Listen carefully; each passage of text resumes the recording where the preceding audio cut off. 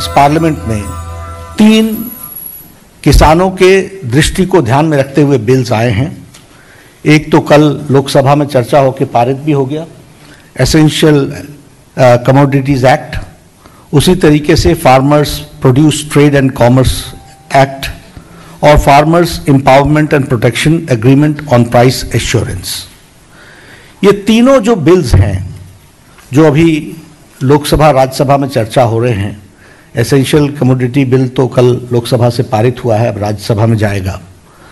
ये तीनों ही बिल बहुत दूरदृष्टि रखते हैं और बहुत दूरदृष्टि रखते हुए इन बिल्स को एक्ट के रूप में हम सब लोग पार्लियामेंट में पास कर रहे हैं। यह किसानों के उत्पाद का, प्रोड्यूस का दाम बहुत तीव्र गति से आगे बढ़ाने वाले ये तीनों ही बिल रहने वाले हैं। और उसी तरीके से निवेश हो एग्रीकल्चर सेक्टर में, कृषि क्षेत्र में निवेश को बढ़ाने में ये तीनों ही बिल बहुत महत्वपूर्ण भी हैं और बहुत लाभकारी भी हैं, कारक हैं। इसको हमको समझना चाहिए। अब मैं अगर बात करूं एसेंशियल फूड कमोडिटीज एक्ट की, 1955 का एक्ट है, 1955 का। उस समय हमारे यहां फूड ग्रेन्स की शॉर्टेज थी। 10 मिलियन टन उस समय वीट होता था। आज 10 गुना बढ़ गया है वीट का प्रोडक्शन, 100 मिलियन टन हो गया है। उस समय राइस का प्रोडक्शन जो है अभी 4 गुना बढ़ गया है। उस समय 25 मिलियन टन था, आज 110 मिलियन टन है। उसी तरीके से दालों का लगभग 2.5 गुना बढ़ गया है, 10 मिलियन टन से 25 मिलियन टन हो गया है। तो ये जो बिल आया था वो उस समय था जब शॉर्टेज थी, रेगुलेट करने की जरूरत थी और कोई होर्डिंग ना हो और इसका सही दाम मिल सके, सही समय पर लग सके, इस बात के लिए था। अब इसको डीरेगुलेट करते हुए इसमें कोशिश ये रही है कि एक्स्ट्रा ऑर्डिनरी सर्कमस्टांसेस में, अब एक्स्ट्रा ऑर्डिनरी सर्कमस्टांसेस क्या है? फेमीन है, वॉर है, अकाल आता है, नेचुरल कैलेमिटी होती है।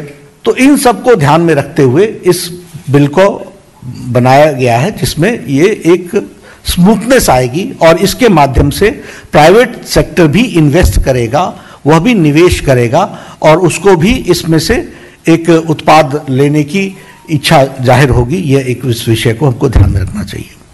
उसी तरीके से ये जो farmers produce and trade and commerce का विषय है, इसको भी फार्मर्स को फैसिलिटेट करने का प्रयास है, किसान को सुविधा देने का प्रयास है। सुविधाजनक तरीके से किसान अपने उत्पाद को बेच सके, इसकी व्यवस्था है। और इसका जो मूल है कि अनाज मंडी के थ्रू, अभी क्या है, अनाज मंडी के थ्रू ही बेचा जाता है। यह आपको सुविधा देता है कि अनाज मंडी से बाहर भी आप बेच सकते हैं और आप अपने दाम को तय कर सकते हैं।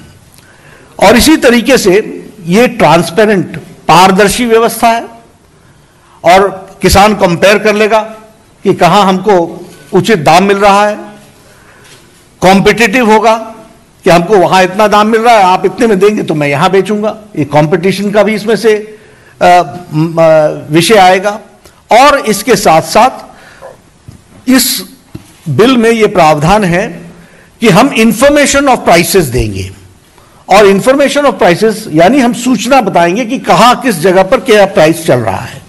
और इंटेलिजेंस, मार्केट की इंटेलिजेंस, यानी आगे चल करके क्या होगा, क्या दाम होगा, क्या दाम होने की संभावनाएं हैं, इसके बारे में भी फ्रेमवर्क डेवलप किया जाएगा, जो डिसेमिनेट करके यानी वो लोगों तक पहुंचाने की उसकी व्यवस्था होगी।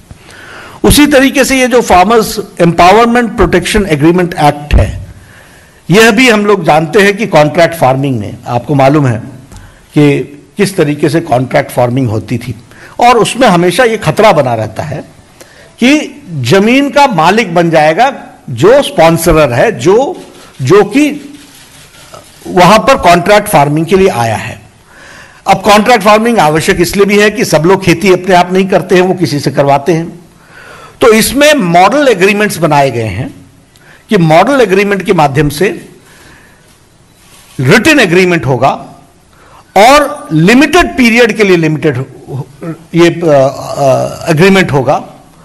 एग्रीमेंट जो होगा वह उत्पाद के जो उत्पाद होगा उस पर होगा और यह एग्रीमेंट भी रीजनल भाषा में होगा ताकि किसान पढ़ सके, समझ सके, जान सके।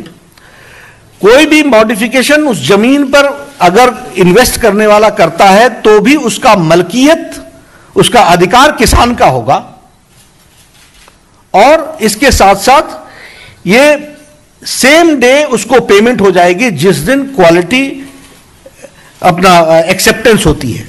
जो उत्पाद की क्वालिटी, जिस क्वालिटी में वो उसके सामने जाता है उस पर उसकी पेमेंट हो जाएगी, ये हमको ध्यान में रखना चाहिए। और इसके साथ साथ एश्योर्ड प्राइस, बोनस और वेरिएबल्स, ये तीनों कॉन्ट्रैक्ट के हिस्से होंगे। तो ये किसान को इस बात का डर नहीं होगा कि बाढ़ आ गई तो मेरे खेत का क्या होगा, मेरे किसान का क्या होगा, मौसम खराब हो गया तो मेरा क्या होगा। तो ये तीनों ही बिल्स जो हैं वह किसान के पक्ष में और किसान को की सेवा करने वाला और किसान के मार्केट में और दाम मिलने में जितने भी रुकावटें थी, बॉटलनेक्स थे, उन सारों को दूर करने का प्रयास किया गया है।